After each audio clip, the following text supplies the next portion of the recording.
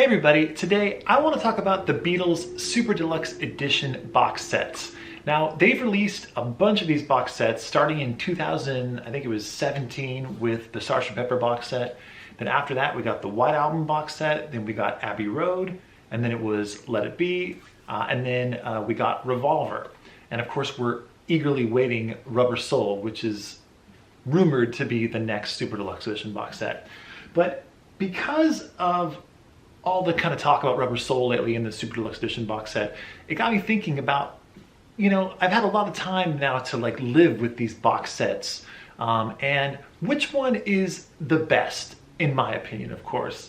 And while all of them have had great features on them, I'll say, there's one that I really think stands out amongst all of them. And for me, it's the White Album Super Deluxe Edition. This happens to be the, I think this is the 6 CD, the 6 CD and Blu-ray edition of the White Album Super Deluxe Edition. I also have the vinyl version, which is not, it doesn't include all that's included on the 6-disc version. I will talk about that as one of the things that I'm not that fond of, but the vinyl version is also great. You get the remixed album by Giles Martin and the Esher demos as well. But let's talk about this particular version of the Super Deluxe Edition, the 6-disc version. Everything about this is just absolutely amazing in my opinion. First off, the number one thing that I love about this is they give you so many songs on here.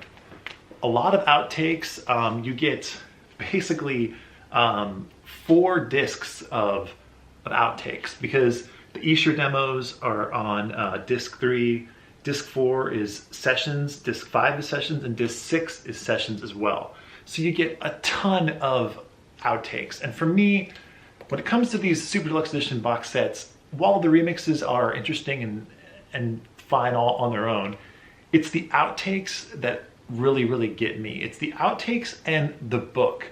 And that comes to my next point. The book inside here is hands down the best of all the Super Deluxe Edition books, in my opinion. It's so detailed. It has amazing essays written in it. And the overall packaging of this is also very cool. You get this slipcase. So now I'll show you what exactly you get inside this box set. If you haven't seen it before, there's the front. And again, there's the back.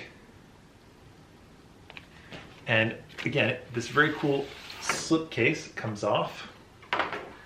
And of course, you get the White Album cover with the embossed Beatles. I don't know if you could see that or not, probably not. And of course, they're all numbered. And then when you open it up, inside, you get the discs. So there is CD 1, 2, so these are the remixes, of course. These are the Giles Martin remixes of disc 1, disc 2. Then you get the Blu-ray. Now the Blu-ray is fantastic as well. You get high-res audio of the remix of the album and of the original mono mix of the White Album as well. And allegedly, apparently, it is a straight transfer up from the mono master tape onto this Blu-ray.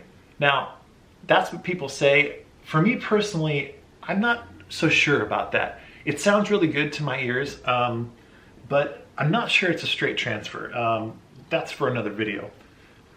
But you open it up, and I should show you actually where the other discs are as well. They are at the back. There's the back. They get disc 3, disc 4, disc 5, and disc 6. And so those are the discs, and it's in this book. And by the way, the book is really well made. This is super solid. So this came out in 2018, I guess. And I have looked at this many times. I can't even tell you how many hundreds of times I've pulled this out just to look at the book or just to listen to the CD or whatever. And it has really held up just wonderfully. So That is a big, big plus. And then the actual book itself, I'm not gonna be able to show you every single little page in here, but I'll show you some of the highlights for me. So you get a great introduction by Paul, and actually it's not that great. I'm gonna take that back. It's a fine introduction by Paul. It's a little bit weird. He's had better introductions on, like his Sgt. Pepper introduction on Super Deluxe was really, really good. And his Abbey Road was really good. This one's a little bit short and kind of a little bit, he kind of wanders off a little bit, but that's all right. It's the Giles Martin introduction that I think is very, very interesting, how he talks about it. How he kind of talks about how at this point in the Beatles' career, his father, George Martin, kind of took a back seat to the Beatles because the Beatles kind of took over production themselves. So it's a very kind of interesting insight there. And of course, Giles Martin, some people love his remixes, some people hate them. I don't love or hate them. I like different ones for different reasons. I think generally speaking, he's done a pretty good job most of the time with these remixes. And let's face it, it's an impossible task to be handed these masterpieces and say, here, remix these and make them sound better than the originals if you can. It's an impossible task because they're not going to sound better than the originals. It's impossible. The originals are ingrained in all of our brains, and we just, those are the versions that we all love. So asking someone to try to change something that we all love so deeply, it's impossible. So he's done a very, very good job, in my opinion. But the highlights of this book, so you get an essay by Kevin Howlett. One of the big highlights for me was, of course, the pictures. There are a ton of photos in here that I had never seen before. Photos taken by Linda McCartney that are just absolutely great of the Beatles working in the studio. For example, this shot right here is Paul and George in the studio, and I think they're working on Martha, My Dear, which is interesting to note because a lot of people thought that Martha, My Dear just had Paul playing everything on it, but that's actually not true. And that leads to another section of this book that I love, and it kind of put to rest a lot of rumors and a lot of speculation about who did what on certain songs. The song information, the track-by-track information in here is just absolutely brilliant. They list who plays what to their best knowledge, and they're not just like guessing here who plays what. They're actually using the original master tapes, the outtakes, to get who plays what exactly right. And I really do believe that they did get it right in this book. So there are a bunch of revelations that, of course, like Martha, My Dear, like I mentioned, how everyone always thought, and I was one of those as well, who thought Paul was just playing everything on Martha, My Dear. The drums, the guitar, the bass, and the piano. But as it turns out, it's George playing guitar on Martha, My Dear, and Ringo's playing drums, and Paul's playing piano and bass. And then other songs that were big revelations were Don't Pass Me By. Apparently it's Paul on drums and Ringo playing piano. So just little details like that that are in this book that, to me personally, are just endlessly fascinating. But yeah, so the breakdown of each track is just great. Lists all the recording details about each version, who plays what on each version. Just a lot of fun. And for me, like I said, this is just endlessly fascinating. The other great part of this book, and of course they have a bunch of different little essays in here. They talk about the Mad Day Out photo session. They show you like where they took all these photos. They show you some of the photos as well. That's a very cool part.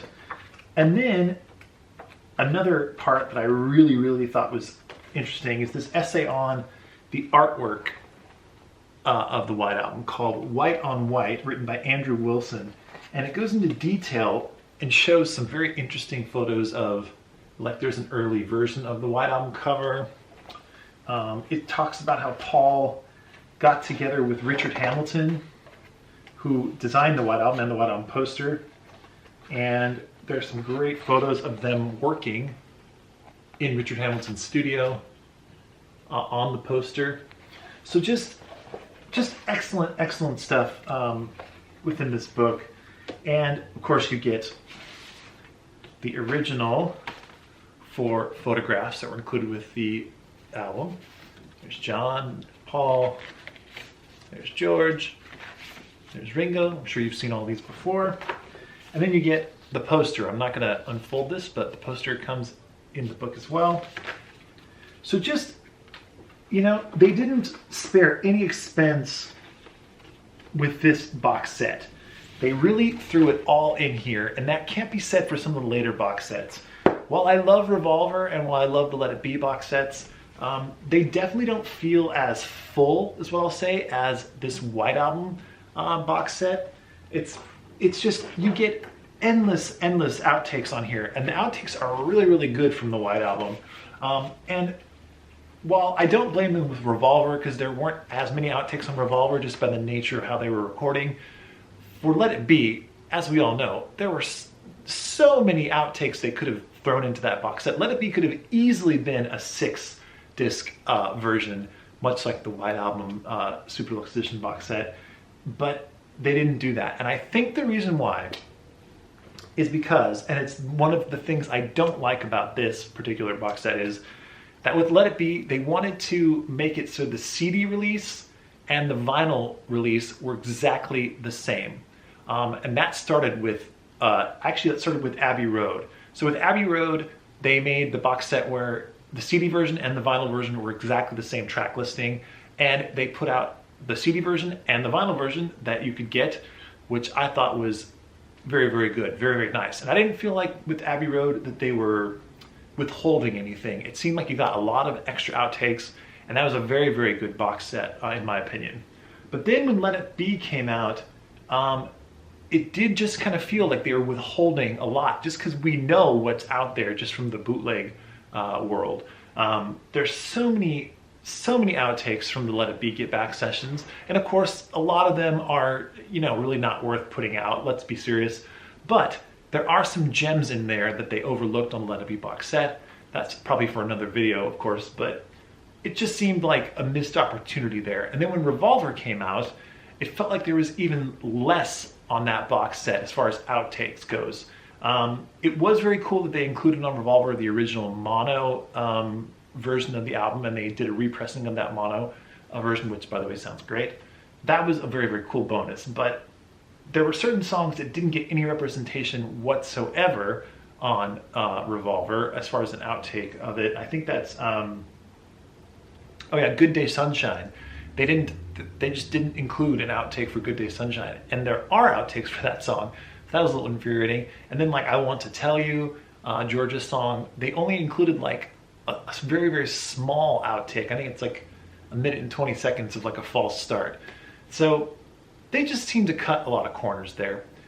But with this White Album Super Deluxe Edition box set, they did not. And I know I probably said this many times already in this video, but the fact they included so many extra tracks, so many sessions, outtakes, that's the reason why, for me, this is the best Beatles Super Deluxe Edition box set so far.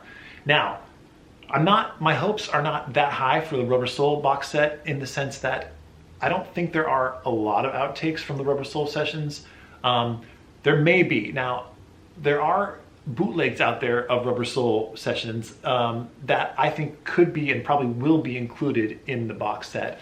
Stuff like 12 Bar Original, of course, the instrumental that was put out on Anthology 2, but they could put out the full version in the box set.